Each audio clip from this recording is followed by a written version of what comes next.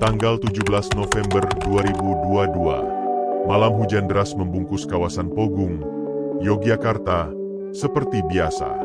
Angin dingin menyusup lewat sela jendela kos-kosan tua yang berdiri tanpa pagar, berdempetan seperti barisan petak-petak harapan anak rantau. Tapi malam itu bukan malam biasa. Tepat pukul 1.37 dini hari, tetangga sebelah mendengar suara dentuman keras, seperti meja dibanting atau kepala seseorang dipurkan ke tembok. Tapi tak ada yang keluar, tak ada yang berani memeriksa, karena di kos itu memang sering terdengar suara aneh. Korban bernama Wira Prakoso, mahasiswa semester 5 jurusan teknik. Seseorang yang dikenal pendiam, rajin, dan nyaris tak punya musuh. Satu-satunya hal aneh darinya adalah ia selalu memasak Indomie setiap malam, tanpa kecuali. Wira tinggal di kamar nomor 3. Kamar paling ujung, berdempetan dengan kamar Randy, teman kuliahnya sendiri. Beberapa hari sebelum kejadian, Randy mengaku Wira mulai berubah. Dia jadi gampang emosi. Pernah waktu aku nyalain lagu jam 9 malam aja, dia gedor tembok terus teriak. Lo pikir lo doang yang stres di sini? Itu bukan Wira yang biasanya. Keesokan paginya, pemilik kos bernama Busri mencium bau tak sedap dari kamar Wira.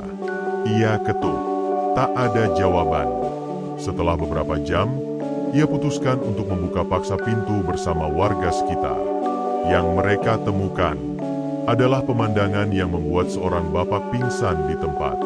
Wira tergeletak bersimbah darah, kepalanya pecah, dan bagian wajahnya tak lagi bisa dikenali. Di sebelah jasadnya, ada kompor gas kecil yang masih menyala, dan di atasnya sebungkus mie instan yang belum sempat dibuka. Dan yang paling aneh, di dinding, seseorang, entah pelaku atau Wira sendiri, menuliskan dengan darah, "Ini hak gue." Penelusuran awal, polisi datang 20 menit kemudian. Tidak ada tanda-tanda perampokan, tidak ada uang yang hilang, bahkan laptop dan HP korban masih ada. Tapi pisau dapur yang jadi alat bukti seperti habis dicuci. Satu-satunya sidik jari yang ditemukan adalah sidik jari Wira sendiri. Tidak ada saksi mata, tidak ada teriakan minta tolong. Tapi Randy, tetangga sekamar, mengaku melihat Wira berdebat dengan seseorang di depan minimarket 2 hari sebelum kejadian. Gue denger dia bilang, "Lo selalu ngambil jatah gue udah muak." Tapi gue gak bisa lihat wajah lawannya. Kepalanya ditutup hoodie. Siapa yang Wira? Atau apakah benar Wira membunuh dirinya sendiri setelah kehilangan kendali? Semua bukti terlalu bersih, terlalu sempurna. Dan pertanyaannya yang membuat bulu kuduk merinding adalah, apa yang sebenarnya dimaksud dengan hak gue yang ditulis dengan darah di dinding kamar kos itu? 1 hari setelah penemuan mayat Wira, polisi mulai melakukan pemeriksaan lebih dalam. Tapi sejak awal, kasus ini terasa janggal. Terlalu banyak yang tidak cocok. Tidak ada tanda masuk paksa. Tidak ada barang hilang.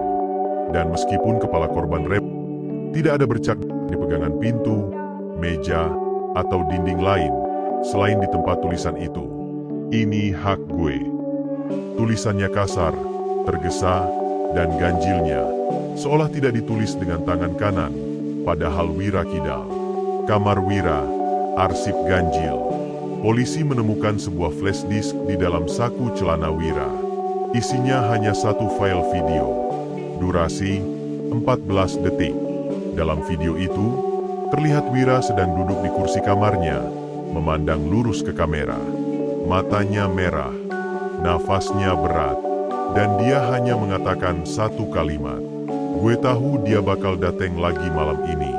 Kalau besok gue gak ada, dia yang gue. Tidak ada nama, tidak ada petunjuk siapa dia yang dimaksud.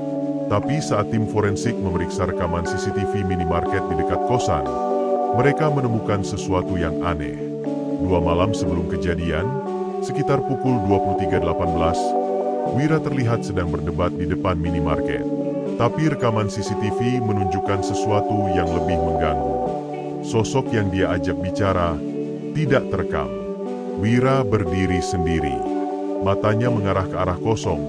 Mulutnya bergerak cepat, ekspresinya marah. Tapi tak ada siapapun di sana. Penyidik menyimpulkan dua kemungkinan. Wira sedang berbicara dengan seseorang yang berdiri di sudut buta kamera. Atau Wira berbicara sendirian. Pengakuan Randy, dia gak tidur 3 malam. Randy, tetangga kamar korban, memberikan pengakuan mengejutkan dalam pemeriksaan berikutnya. 3 malam terakhir, gue denger dia jalan bolak-balik dari kamar mandi ke kamar, kayak orang gelisah. Jam 3 pagi dia masih nyalain kompor, tapi gak pernah masak.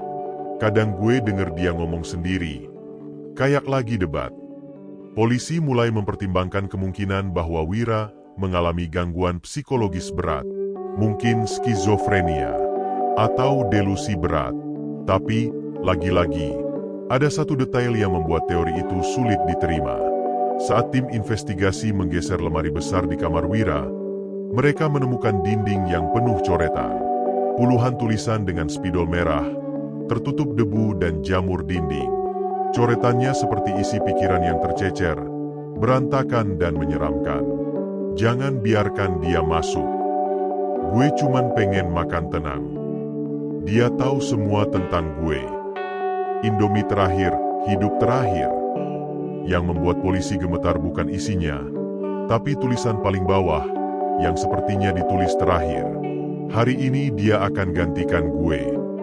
Kasus ini tidak lagi hanya tentang pembunuhan, tapi tentang seseorang, atau sesuatu, yang mengganggu pikiran korban sampai ke ambang batas. Dan semakin lama penyelidikan berlangsung, semakin tidak jelas siapa sebenarnya dia yang dimaksud Wira. Apakah pelaku sungguhan? Atau sosok yang hanya ada dalam pikirannya? Atau lebih parah lagi, apakah dia masih ada di kosan itu? Kilas balik penyelidikan tambahan. 3 hari setelah pemakaman Wira, penyelidikan resmi mulai mereda. Tidak ada tersangka, tidak ada bukti yang cukup kuat. Di mata publik, ini hanyalah tragedi anak muda yang kelelahan mental di perantauan. Tapi bagi Randy, tetangga dan sahabat Wira, semuanya belum selesai. Karena satu hal yang belum dia sampaikan ke polisi adalah isi chat terakhir Wira padanya, jam 00.43, malam sebelum ditemukan tewas.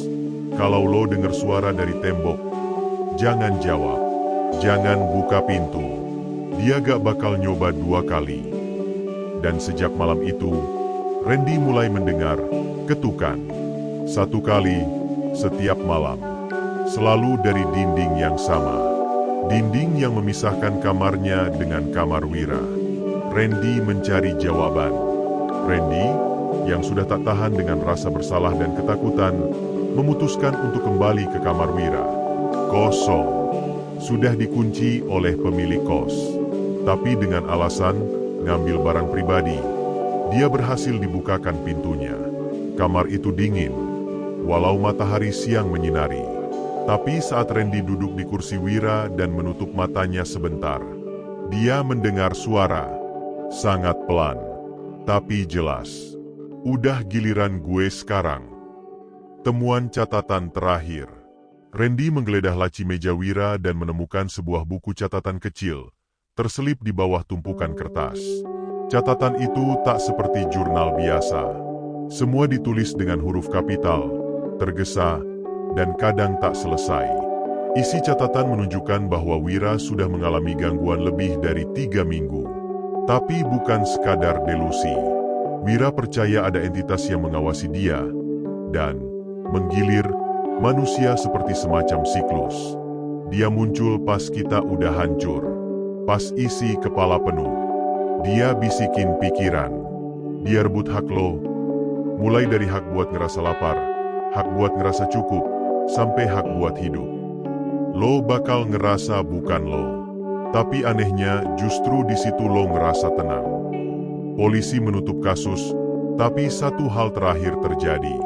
Polisi resmi menyatakan kasus Wira sebagai bunuh diri dalam tekanan psikologis berat. Meskipun tidak ada bukti bahwa ia melukai diri sendiri, mereka tidak menemukan pelaku lain. Sidik jari, luka, alur kejadian, semua membingungkan, tapi tidak mengarah ke siapapun. Namun, 2 minggu setelah kamar Wira dikosongkan, kos tersebut kembali disewakan. Penghuni baru adalah mahasiswa baru dari Kalimantan bernama Bagas. Ceria, aktif, normal. Tapi 1 bulan setelah pindah, ia mulai berubah. Sering murung, diam, sering memasak Indomie tiap malam, tanpa dimakan. Dan suatu hari, ia mengatakan kepada Randy saat sedang lewat di lorong, "Mas, kalau dengar suara dari tembok, jangan dijawab ya." Akhir, misteri tak pernah benar-benar selesai. Randy pindah dari kos itu seminggu setelahnya. Tapi ia menyimpan semua catatan Wira, termasuk 1 halaman terakhir yang sebelumnya luput dibaca. Halaman yang ditulis di balik cover buku. Halaman itu hanya berisi 1 kalimat. "Dia gak bunuh gue cuma dikosongin." Sekarang dia nyari isinya di orang lain. Apakah Wira sakit jiwa? Atau ada entitas yang hanya muncul saat pikiran manusia mencapai titik terendahnya? Apakah ini tentang kegilaan? Atau tentang sesuatu yang lebih tua, lebih gelap, dan sudah lama hidup di antara manusia, mengisi celah-celah pikiran yang rapuh? Entahlah. Tapi yang jelas, kadang yang terdengar seperti bunyi pipa dari tembok kos kamu, bisa jadi bukan hanya bunyi pipa. Penutup narasi. Cerita ini adalah fiksi yang terinspirasi dari banyak kasus gangguan mental dan tekanan hidup di kalangan mahasiswa perantauan. Jika kamu merasa sedang berada di ujung batas, hubungi orang yang kamu percaya. Jangan simpan semuanya sendiri.